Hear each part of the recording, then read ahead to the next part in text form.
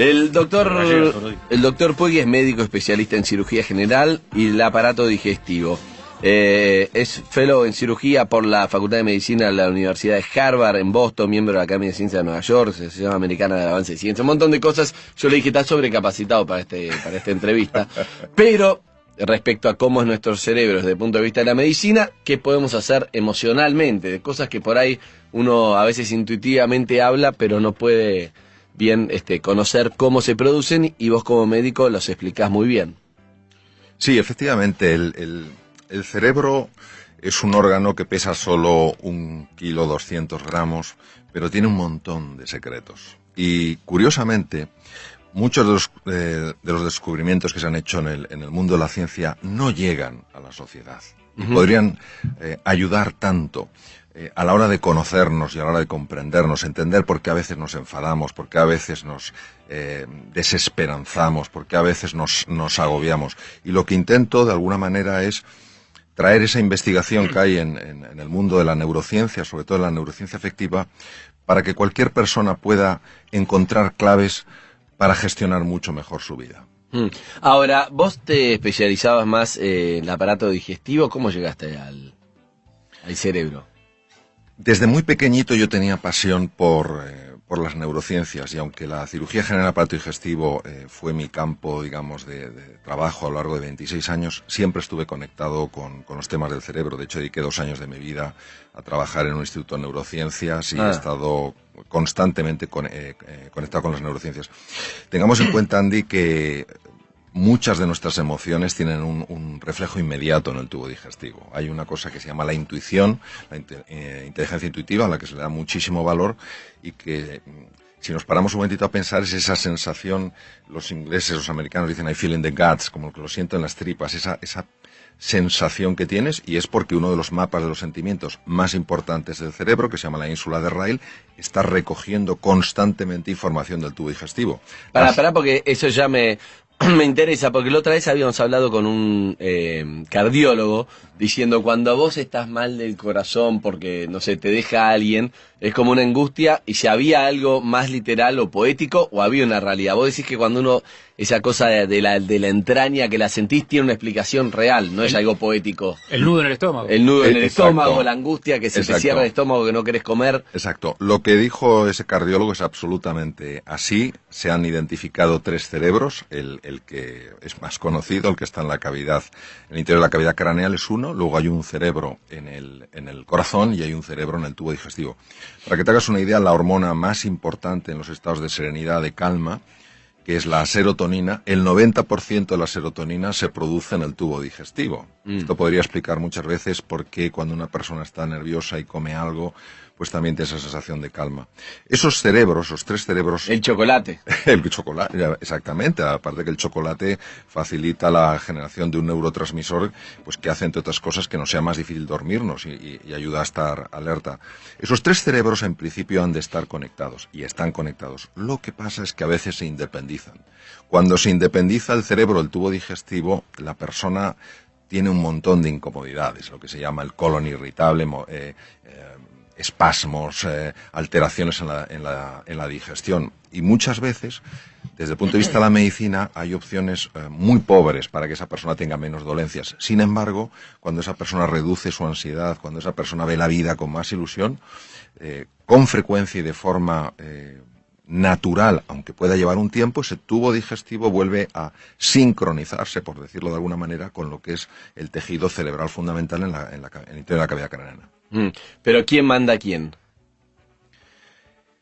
Es una gran pregunta. Cuando el tubo digestivo se independiza, quien manda en los asuntos del tubo digestivo es el cerebro del tubo digestivo. Y el otro, aunque tú digas, yo quiero estar bien, no sucede. El plexo de Meissner y Auerbach, que son lo que constituyen el cerebro del tubo digestivo, deciden ir por su cuenta, se convierten en rebeldes y generan todo tipo de alteraciones, incluso afectan, como todos sabemos. ¿Y cómo hago? Pero tengo que comer mejor, si no quiero ni comer, si tengo una angustia. ¿Cómo hago para hablarle a ese cerebro? Bueno, si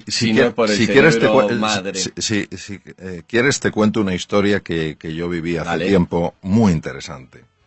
Vino una mujer a mi consulta, una señora de unos 50 años de edad, que se llamaba Margarita y que trabaja en fusiones y adquisiciones. Y era la primera vez que iba a mi consulta, llevaba un sobre lleno de pruebas, me miró y me dijo, doctor, no puedo más. Me duele tanto el estómago. Le digo, siéntese, siéntese. Cuénteme. Dice, llevo 3 años con unos dolores digestivos horribles. Me han hecho de todo, endoscopias, me han dado papilla con radiografías, estoy con omeprazol, que estaba con 40 miligramos, dosis máxima, y no se me quita. Dediqué 1 hora a observar todas las pruebas, todas eran normales, no había nada, y entonces le hice una pregunta. Le dije, Margarita, déjeme que le haga una pregunta. Dígame, doctor, ¿hay algo en su vida que a usted le genere mucha tensión? Y al principio la mujer se quedó un poco descolocada pensando que le preguntaba por algún problema familiar grave, una situación económica difícil. Dice, no, doctor, en mi vida pues todo va bien. Digo, no, pero yo le hablo de algo sencillo, pero que le ocurra todos los días y le genere mucha tensión. Y la mujer se quedó así callada, me miró y me dijo, ya lo sé, doctor. Digo, ¿qué es? Es mi jefe, no le aguanto. Yo tengo gastritis. Y entonces le dije, pues ya tenemos el remedio para su estómago. Y recuerdo perfectamente... Cambia de trabajo. No, fíjate, recuerdo perfectamente que me miró y me dijo, ¿otra endoscopia? Digo, Margarita, si se la han hecho hace 2 meses, me subirá la dosis de omeprazol. Digo, Margarita, esta dosis máxima. Dice, entonces, ¿qué me sugiere? Y le dije, pues a partir de ahora, cada vez que vaya a su trabajo y vea a su jefe, le va a sonreír. Yo creo que me miró pensando que había topado con el cirujano más imbécil del mundo mundial. Y lo primero que me dijo fue, doctor, mi jefe no se lo merece. Y ahí la agarró. Estaba ya súper tensa y colorada y le digo, si no es por él, es por usted. Y me dice, no me va a salir. Digo, pues finja. Digo, pero es que lo que usted me pide es imposible. ¿Cuánto tiempo lleva usted con dolor de estómago, Margarita? 3 años. ¿Y cómo se ve así? Es horrible. ¿Por qué no lo prueba? Se fue y yo, francamente, no sabía si lo iba a probar. Más bien pensaba que no. A las 2 semanas mi enfermera salió para llamar al siguiente enfermo y era Margarita. Se asomó por la puerta, me miró y me dijo, doctor, si no lo veo, no lo creo. Ah, siéntese, cuénteme. El primer día tuve que utilizar todos los músculos del cuerpo para esbozar una tenue sonrisa. Pero conforme fue pasando el tiempo, sucedieron cosas muy curiosas. La primera es que mi jefe empezó a cambiar. La segunda es que dejó de dolerme el estómago, pero la tercera es muy llamativa. Verá, yo no le dije, me comentó, que aparte del omeprazol tomaba sobrecitos de Almax. El Almax es un producto que tú te lo bebes para calmarte de forma inmediata el dolor de estómago. Es un alcalinizante. Entonces, mis compañeros en la oficina se dieron cuenta que no estaba tomando cada 2 por 3 el Almax. Y me preguntan, Margarita, ¿pero por qué no tomas el Almax? Y dice, pues porque he estado con un médico y se me ha quitado por completo el dolor de estómago. Dice, doctor, prepárese que le viene toda la oficina. Claro, porque por el jefe. Aquí la sonrisa tiene la capacidad de alterar el circuito de la angustia, ya que está mandando un mensaje al cerebro de que todo está bien. Si aguantas la sonrisa, el cerebro necesariamente tiene que hacer algo para adaptarse a ese mensaje. Aunque sea fingida. Aunque sea fingida. Es increíble porque, es increíble porque no es una nota espiritual que te le dice hay que ser feliz, hay que sonreír, que no la estamos desmereciendo, pero te lo dice alguien que es especialista del sistema digestivo, especialista de Harvard, y él lo que está diciendo es algo científico, para que no sea como vos sonreírle a la vida, que la vida te devuelve. Es algo científico que él dice, tu cerebro le ordena como que al reírte dice todo está bien, o sea, cambiás la cara de orto, por decirlo de alguna manera, le decís como que todo está bien y entonces todo el cuerpo entiende que todo está bien, o sea, como que el cuerpo es un reflejo de lo que vos ordenás, y si vos le pones todo el tiempo la cara de amargado, tu cuerpo va recibiendo eso. Es grosso eso que estás diciendo es absolutamente... Yo estoy diciendo lo que estás diciendo vos. Es absolutamente así. La sonrisa auténtica, respecto a tu pregunta, que la descubrió en 1862 Duchenne, es una sonrisa que no es fingida, en la cual el músculo orbicular del párpado se contrae, es involuntario. Esta es la más potente.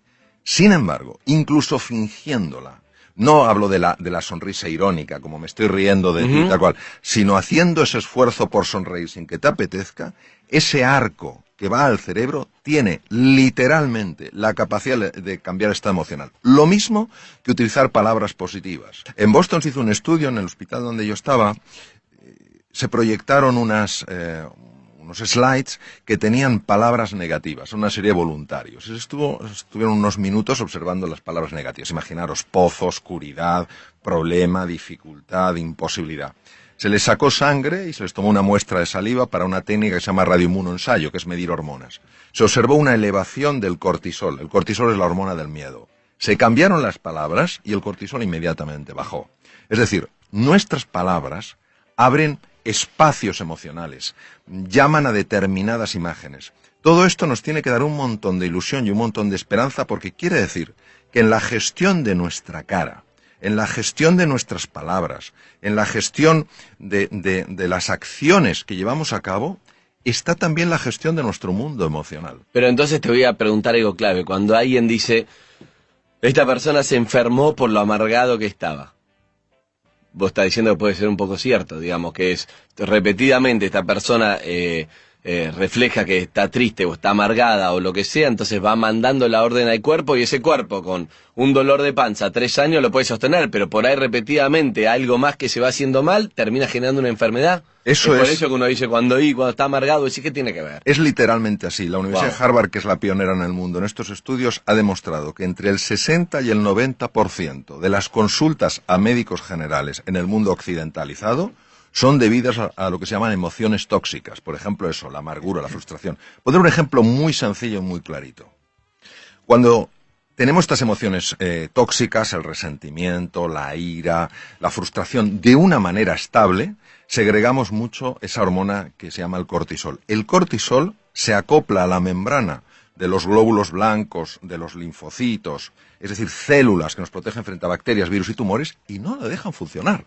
Por eso es más fácil tener un catarro, tener una gripe, etcétera. Esto es algo importantísimo que lo conozcamos, porque nos da mucha sensación de soberanía personal, de que podemos hacer realmente cosas para cambiar nuestros estados emocionales. ¿El estrés tiene que ver con eso?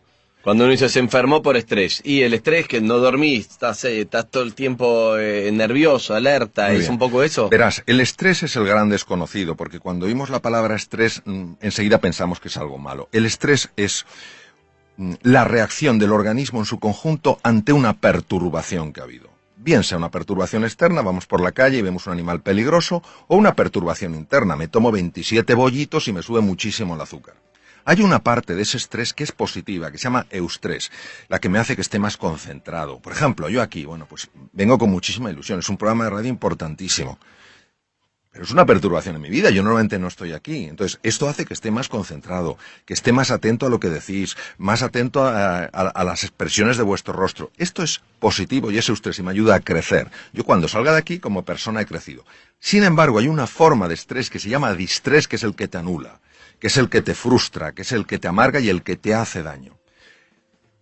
El distrés, hoy en día, se sabe que la causa número 1 es internamente, constantemente, estarnos hablando de una manera que, lejos de ayudarnos, lo que nos está es bloqueando.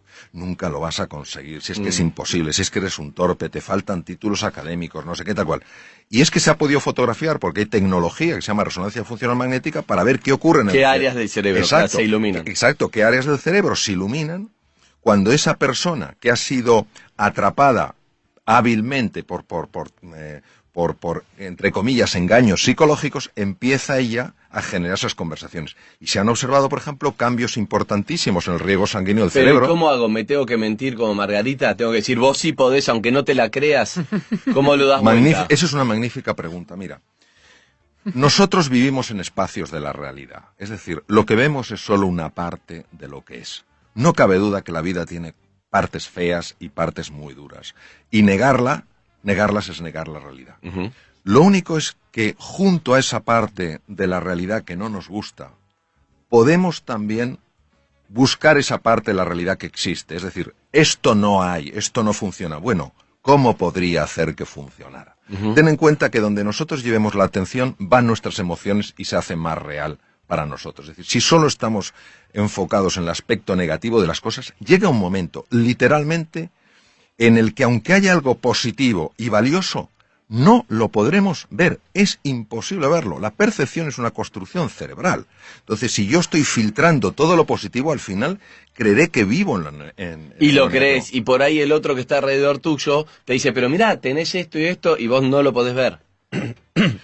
Aunque otro te diga, un tercero te diga, mirá esta realidad, Bueno, todo pasa, sí. es tu propia realidad que ya no Naturalmente, no- que sí, hay lo que se llama el sesgo de atención, es decir, cada uno tiene su sesgo de atención. Hay personas, por ejemplo, y antes os he estado escuchando que habláis de Ujú. la mentalidad positiva, Sí. hay personas que viven en un mundo de oportunidad, no niegan la realidad de los problemas, tampoco niegan la posibilidad de las oportunidades. Y hay personas que viven constantemente en un mundo de amenaza. Viven en el mismo espacio físico, Te entiendo. pero no viven en el mismo espacio mental. Claro, si yo vivo en un espacio de amenaza, ni seré emprendedor, como estáis comentando antes, ni trataré a la gente con afecto, porque veré enemigos. y Tengo oponentes miedo por al fracaso, Exacto, tengo claro, todo el claro. tiempo Entonces, miedo. exacto, y eso es la profecía que se autocumple. Si yo creo que hay oportunidades, encontraré una dificultad, tendré que lidiar con esa dificultad, pero yo no me concentraré, no llevaré toda mi atención al problema, sino también a la búsqueda de la solución, con lo cual es mucho más probable que la encuentre. Pero eso no es genético, no tiene que ver con la personalidad, es decir, soy una persona, hay personas que es como, voy para adelante. Yo hablaba con un amigo ayer, y que él no, le digo, pero vos cómo hiciste, fallecieron en un año y pico los dos padres, ¿no? Cuando tenía 20 y pico. Entonces le digo, ¿vos cómo saliste adelante de esta situación? Entonces él me dijo, bueno, es que no miro para atrás, me dijo. No miro para atrás. Así cuando tengo tal trabajo, cuando lo dejé ya está. Cuando fue lo de mi padre, digo, ¿de qué manera puedo seguir adelante con qué es lo que puedo hacer? Y bueno, me puse a trabajar, me puse a salir adelante. Y yo me pensaba, a mí en situaciones así, y yo todo el tiempo yo miro para atrás, por ejemplo. Estoy diciendo, uy, cuando no sé qué, más melancólico, tal cosa. No puedo, es como es cada uno. Y eso digo, ¿yo lo puedo cambiar o es inerte a la personalidad de cada uno? Esa pregunta se la han hecho científicos a lo largo de muchos años y sobre todo cuando se descifró el genoma tomó una relevancia muy importante. Mira, Andy, fundamentalmente podemos decir así, podemos dar los siguientes datos. El 40% es genético y el 60% es no genético. Ahora bien, dicho esto, tenemos que añadir un nuevo elemento. ¿Quién hubiera pensado hace unos años? En la Universidad de Harvard, por ejemplo, no se podía hablar de esto, porque parecía que era algo esotérico. Ujú. ¿Quién hubiera dicho hace unos años que los estados emocionales de la persona podían afectar al material genético? Hoy hay una ciencia de peso sólida, más que reconocida, llamada epigenética, que demuestra que los estados emocionales de las personas movilizan ciertas hormonas, moléculas de la emoción, que interactúan con la membrana de la célula, tienen acceso al material genético y hacen que unos genes se queden dormidos y otros genes despierten. Imaginaros el impacto de esto, es decir, hay algunos genes que es fabuloso que despierten, genes relacionados con neurotransmisores asociados a la inteligencia, y hay otros que es muy interesante que sigan dormidos, oncogenes, genes Con relacionados enfermedades. Entonces, ¿qué quiere decir? Que una vez que se ha descubierto la epigenética, ya tampoco podemos decir 40 y 60, como decía nuestro gran filósofo José Ortega y Gasset, el ser humano no es un participio, es un gerundio. No estamos hechos del todo, sino que nos vamos haciendo. Digo, yo entiendo que uno, forzándose a tener gestos positivos y a pensar en palabras positivas y en hablarse a uno mismo de manera positiva, puede generar ciertos efectos. Mi pregunta es, ¿eso no es muy a corto plazo? Digo, el cerebro en algún momento, así como las cucarachas se adaptan a los nuevos insecticidas, no se aviva de que lo estás queriendo engañar, de que esa sonrisa es falsa, de que en realidad el resentimiento, el sentimiento profundo está más arraigado que lo que esa sonrisa puede remover. Muy bien. Vamos a ver, lo primero que tenemos que entender es que esto es un proceso. Es decir, no es que una persona finja una sonrisa, estamos hablando que no es una mueca irónica, sino el caso Margarita. No, una sonrisa. Exacto. Sí, sí. Aunque todavía no le salga porque no tiene la emoción ni la simpatía hacia esa persona. Es un proceso. Entonces lo que tenemos que entender es el proceso. Y la pregunta es, ¿realmente el cerebro puede cambiar? Yo me acuerdo que cuando estaba en la Facultad de Medicina y tenía 19 años, teníamos una profesora de psicología, un poco dura la mujer, y dijo, a los 7 años la personalidad está totalmente definida. Yo me quedé un poquito... No, pero el cerebro es plástico, cambia. Exacto. Entonces, Sí. hoy sabemos que el cerebro es plástico. Entonces, la neuroplasticidad tiene dos componentes. Tiene dos facetas. Uno, la conexión de nuevas neuronas y otro, la generación de nuevas neuronas a partir de células madre. Nosotros podemos generar entre 500 y 1000 neuronas a partir de células madre al día. ¿Qué quiere decir? Quiere decir que cuando nosotros estamos buscando el lado positivo de la vida, sin negar que hay un lado muy duro, muy doloroso y muy desfavorable, estamos cambiando la estructura física del proceso. Para que estamos influenciando sobre para qué van a servir las nuevas neuronas que se crean. Exacto, el nuevo tejido cerebral. Entonces, ten en cuenta que las células madre tienen que viajar 1 milímetro hasta el hipocampo y ahí en 21 días se han convertido en nuevas neuronas. Estas nuevas neuronas de la memoria y el aprendizaje reestructuran toda nuestra personalidad porque tienen conexiones a la corteza cerebral. ¿Qué quiere decir? Que en el fondo estamos reinventando nuestro cerebro y va pasando el tiempo. Y si nos mantenemos, si seguimos con nuestras caídas, con nuestras desesperanzas, diciendo esto es una tontería, pero volviéndolo a tomar, llega un momento en el que el cerebro realmente, físicamente cambia y de manera natural empiezas a ver con especial facilidad aquello de la vida que sí está bien. Con lo cual, tu forma de relacionarte con la vida es radicalmente distinta porque te relacionas con más ilusión, con más alegría. ¿Niegas el problema? No, pero das más peso a la oportunidad. Ok, está bueno. Pero tenés que, es un ejercicio difícil, porque parece fácil, pero si vos tenés bronca, cuando yo tengo que ir y reírte, para que no sea irónico, para que sea en serio, tengo que sobreponerse a esa bronca y decirte, hola, ¿qué tal, doctor? Buenos días, ¿qué tal? Y es como, ¿viste? Entonces, sí. El orgullo y el resentimiento puede traerte una enfermedad a vos. Sí. Eso es lo que hay que entender en lo que él está diciendo. Sí. No es hacia la otra persona, no se entera, es a vos que te hace un mal. Entonces, cuando tiene una bronca o tiene algo guardado, no se lo puede sacar de encima, cuando insulta al aire, cuando le pega una trompada a una pared, cuando grita, digamos, cuando eso se lo saca de encima, ¿o no? Mira, eso es verdad. La sensación que una persona tiene en esos momentos es de liberación. Lo que se ha visto es que cuando se utiliza con frecuencia ese canal, el tejido cerebral dedicado a la expresión violenta de las cosas aumenta. ¿Qué quiere decir? Quiere decir que hay un camino, y completamente de acuerdo con lo que habéis dicho, esto no es sencillo. Quien pretenda decir que esto eso es humo puro, eso es engaño y eso es tomar el pelo a la inteligencia de las personas. Es un proceso que requiere un compromiso enorme y ese compromiso solo llevas a cabo cuando eres consciente, un poco lo que decías tú, Andy, del precio que estás pagando, del precio que has pagado y del precio que vas a seguir pagando en tu vida. Pero que garantizás que funciona, que está comprobado. Sí, quiero decir que... Eso es lo que me importa rescatar. Y no solo que esté comprobado, es que yo lo experimento en mi propia vida. Y respecto a la pregunta que tú hacías, que yo creo el comentario que es fundamental, ¿qué hacemos en los momentos de esa tensión? Pues yo recomendaría mucho lo siguiente. Es una técnica increíblemente sencilla. Tomar una hoja de papel y empezar a escribir las emociones. Ponerte a escribir las emociones. Enojado, furioso. Exacto, enojado, furioso, no puedo más, tal cual. ¿Por qué esto es tan potente? Porque la zona anterior izquierda del cerebro, que se llama la zona prefrontal izquierda, es la base de las emociones positivas.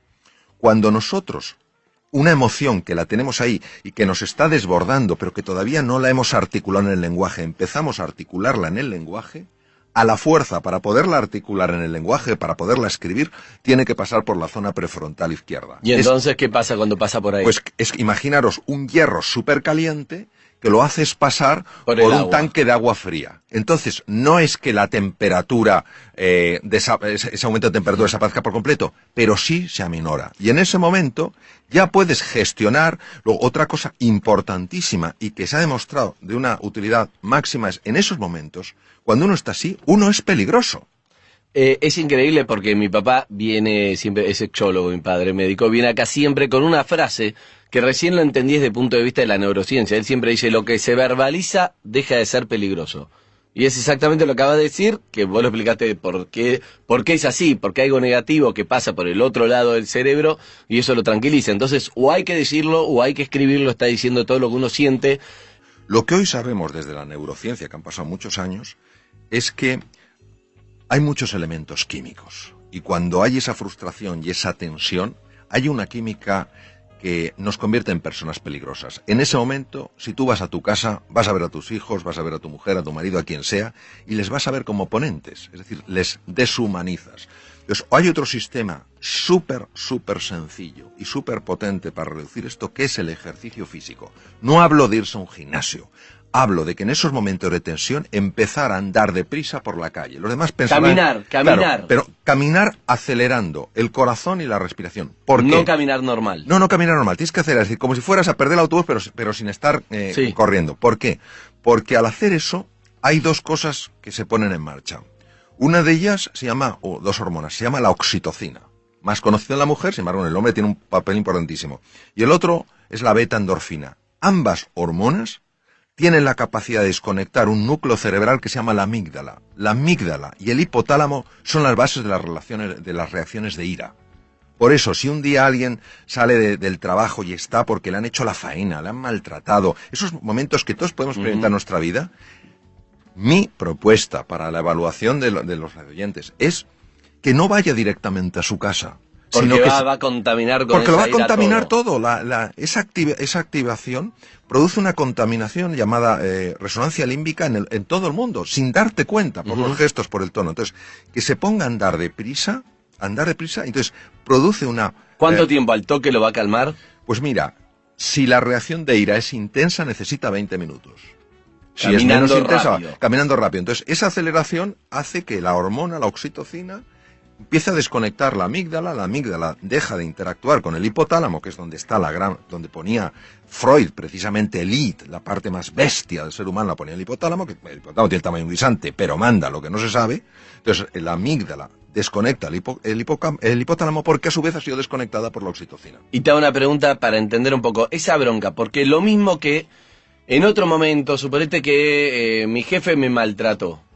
Hay días que no te hace nada y un día que se me activaron los cables y tengo una bronca que es la que vos decís. ¿De qué depende eso? Depende. ¿Qué es lo que se produce ahí? Es una pregunta importantísima. Depende de cómo yo evalúe en ese momento lo que está pasando. Vamos a ver. Hay hechos que son objetivos. Es decir, si a mí se me cae la botella aquí, todo el mundo lo ve y se dirá, a mí se ha caído la botella. Pero hay hechos que hay un elemento que es subjetivo. Se cae la botella y yo mismo me digo, qué torpe soy. Eso es lo que genera todo el daño. Entonces, muchas veces, cuando somos hipersensibles a comentarios de los demás y nos enfadamos, es porque previamente nuestro diálogo interior nos ha estado poniendo la cabeza como una jaula de grillos. Lo que pasa es que como actúa a nivel inconsciente, nosotros no nos podemos... damos cuenta exacto, y surge en ese momento. Exacto, no lo podemos oír, sí lo podemos sentir. Y hay que escribir entonces, todo el tiempo. Es importantísimo, es decir, es sencillo. Y aquí la prueba del algodón, como decimos en España, la prueba de eso es que se pruebe. Que Ahora, se pruebe. Que se pruebe. Y empiezas A ver si el doctor es un vendehumo o no. Exacto, Que lo exacto. haga. Ahora, hay que hacerlo dándole una oportunidad al ejercicio. Ok. Es decir, hay que hacerlo en serio. No escribo 3 garabatos, esto no funciona. Ok. No, porque hay que tener en cuenta que la venganza, y voy a decirlo en sentido metafórico, es muy dulce. Okay. Ya es muy atractivo decir, este se va a enterar. Bueno, que sepamos que cuando alguien nos hace una faena en el coche, y tenemos toda razón para enfadarnos, a quien le sube la tensión arterial es a mí. Al que se le altera el sistema inmunológico es a mí. Es decir, es una forma, no digo de egoísmo, sino de sano cuidado de uno mismo. Se trata de conocerse para comprenderse y comprenderse para superarse. Vamos a ver. Hay veces en la vida en las que a nivel personal o profesional, con pequeños cambios vamos tirando. Eso no es reinventarse. Okay. Pero hay veces que a nivel profesional o personal tenemos que hacer cambios radicales, transformaciones profundas. Y en ese momento necesitamos aflorar de nuestro interior talentos, capacidades que no sabemos que tenemos y que son esenciales para dar ese paso. Es en medio de la noche, cruzando el desierto, saliendo plenamente de la zona de confort, de nuestra zona conocida, de nuestro status quo, cuando descubrimos verdaderamente la realidad de quiénes somos. La reinvención no quiere decir que te tengas que cambiar convertir en una persona distinta. Eres fantástico con quien eres. La reinvención es una invitación para que tu forma de ser y de estar en el mundo pueda traerte de la vida mucho más de eso que a ti te ilusiona. ¿Y cómo conozco qué herramientas tengo que no sé que las tengo? ¿Cómo las conozco? Claro, la reinvención implica que tenemos que encontrar una fuerza lo suficientemente grande para salir de la zona conocida, la zona de confort. De la zona de confort. Hay veces que uno lo puede elegir o hay veces que la vida te lleva a eso. Exacto. Entonces, de la zona de confort se pueden salir de dos maneras. Uno, la vida te saca. Ya está, estás fuera. Con lo cual, no tienes más remedio que ponerte en marcha. Y otras veces, cuando tú escuchas algo, lees algo, ves algo que te inspira para darte cuenta de que hay algo más grande que eso que tú estás viviendo. Y entonces, desde la fe, es decir, desde el convencimiento de que hay un mundo mucho más ilusionante el que puedes vivir, das el paso. Solo cuando das el paso, empieza a suceder. Es decir, tu pregunta... A medio camino no va. Tu pregunta es muy difícil de responder de una manera puramente racional, porque es, yo daré el paso cuando lo vea. La respuesta es, nunca lo verás si antes no das el paso. Correcto. Hay que ir al vacío, es el famoso vacío. Eso es. Ir al vacío, no hay ninguna garantía, no sé, mandarse. Pero es difícil, porque uno como que no podés. Claro, como cuando sos nene no podés dejar de andar con rueditas, cuando tenés que tirarte una pileta, un trampolín y te da miedo, ese vacío es difícil, doctor. Bueno, ¿cuáles serían tus 5 conceptos, 3, lo que quieras de resumen de todo lo que hablamos, digamos, para llevarme a conclusiones? Yo haría una conclusión muy sencilla. Es que la pregunta no es si podemos ser más felices en la vida o si podemos cambiar. La pregunta es si estamos dispuestos a hacer lo necesario para ser más felices y para cambiar. Es decir, si estamos dispuestos a aguantar inseguridades e incomodidades para descubrir realmente la grandeza que está en todos nosotros. O sea que eso es una decisión. Es una resolución. Eso sí, algo tenés que hacer. Tenés que decidirlo. Es una resolución. Si no, no va a pasar. Es una resolución, una decisión radical, firme. Doctor, te agradezco un montón, la verdad que un placer esta charla. Creo que la capacidad tenemos todos la misma. Con más temple, menos temple, más personalidad, pero la capacidad la tenemos. Todos tenemos la capacidad, sin duda ninguna.